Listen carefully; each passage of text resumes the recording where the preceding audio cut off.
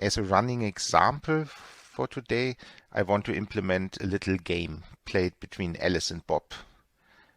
It's a bit like rock, paper, scissors, but even simpler because there are only two options. So Alice and Bob both have two options. They can either play 0 or 1.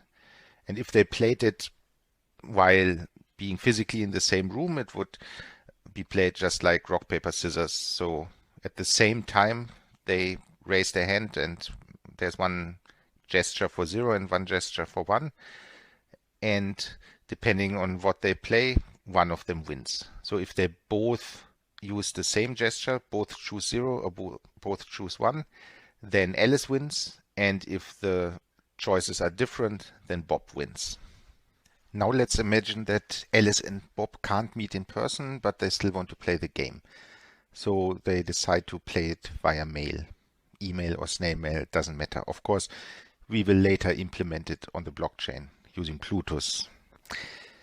But how could that work? So Alice can send a mail with her choice, let's say 0 to Bob. But this, of course, gives a very unfair advantage to Bob, because now he opens Alice's mail and sees she picked 0, and he can simply reply sending 1, and he wins. And of course, if Alice instead picks 1, Bob can simply choose 0. So Bob would always win, at least if he's unfair. So what can we do about that? And there's a very clever trick that's often used in cryptographic protocols, and that's about commit schemes. So the idea is that Alice doesn't reveal her choice to Bob, but she commits to it so that she later can't change her mind. And one way to make that work is using hash functions. I mean, hashes are all over the place in the blockchain world. I mean, we have seen that, for example, addresses, script addresses are just the hash of the Plutus core script. And we have seen lots of examples of using public key hashes and so on. And what hash functions are, they are so-called one-way functions. So it's difficult or impossible, given a hash, to reconstruct the original document or the original byte string that was hashed to this hash. So one way we could try to make this work is that instead of sending her choice to Bob, she instead sends the hash of her choice to Bob. So she sends the hash of 0, which is just some, I don't know, cryptic byte string. So now Bob sees this cryptic byte string and he has no idea whether Alice picked 0 or 1. So he maybe picks 0 and there's no need for him to use a hash. So he can just send the 0 in clear text. And so now Alice would have won, but maybe Bob doesn't believe her. So there's then one additional step that Alice has to send another message to Bob where she now sends her actual choice. And then what Bob has to do is he has to check whether hash of Alice's claimed choice is indeed the hash he received earlier. And if it is, then he knows that Alice is not lying and that she indeed picked 0 and that he lost. But if this hash doesn't match up, then he knows she's cheating or trying to cheat, and he would win. And of course, if Alice instead picked 1, that would work exactly the same, except that the hash would be different. So this sounds promising, but there's one big problem with this, because in this game there are only two choices, only 0 and 1. So there are only two possible hashes. They may look very cryptic to Bob the first time they play, but I mean, sooner or later he'll notice that he always sees one of these two hashes, and then he knows which choice Alice made. And that's almost as bad as if she directly sent her choice out in the open. But what we can do here is that Alice doesn't simply send the hash of 0, but that she first concatenates 0 with some arbitrary byte string, so-called nonce, that she picks. So the way this would work is first Alice picks a nonce, some arbitrary text, and then she sends the hash of the nonce and her choice.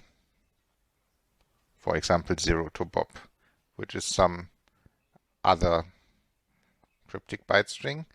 And now it's not always the same byte string if she picks 0, provided she always chooses some random unpredictable nonce. So Bob receives that, and then it proceeds as before. So he sends his choice, for example 0. And now in the third message, Alice has to not only reveal her original choice, but she has to send the nonce as well. So in this case, she would send the nonce and 0. And then Bob checks that hash of Alice's claimed nonce concatenated with 0 is indeed the hash he originally received. And if it is, he knows he lost, and if it is not, then he knows she tried to cheat him. So this works very nicely, and this is what we will try to implement in Plutus on Cardano. So first we'll use what we have seen so far, and then we'll see how by using state machines the code can be much clearer and much shorter. Now what will this look like? So first Alice opens the game by posting the hash of her nonce combined with the choice she makes to play. So we have the hash. Then if Bob plays along, he will post his own choice. So Bob will play. And now we have the hash and Bob's choice. Let's call it cBob. If at this point Alice realizes that she has won, depending on Bob's choice, she can reveal her secret and the game ends and she has won. Let's assume that when Alice plays and when Bob plays, they both put down a certain amount of money, and in this scenario where Alice has won, Alice gets Bob's claim and her own back. If, however, after Bob made his move, Alice sees that she has lost, there's no need actually for her to do anything because she has lost anyway. So after a certain deadline has been reached, and Alice just doesn't reply, and then Bob claims his win. And there's another option that we haven't considered. It could be that after Alice starts playing, Bob simply is not interested and doesn't reply. So in that case, there must be a way for Alice to get her own money back. And that's basically all the things that can happen. So the different stages of the game. It starts by Alice opening with the hash of the concatenation of her nonce and her move. Then if Bob doesn't reply, Alice gets her money back. If Bob does reply, he puts down his choice. And then there are two possibilities again. Alice realizes she has won and she needs to prove it to Bob by revealing, and she wins. Or she doesn't do anything, and after some time has passed, Bob can claim the win and he gets both Alice's and his own stake. So let's implement this in Plutus now. First, just using the techniques we already know about.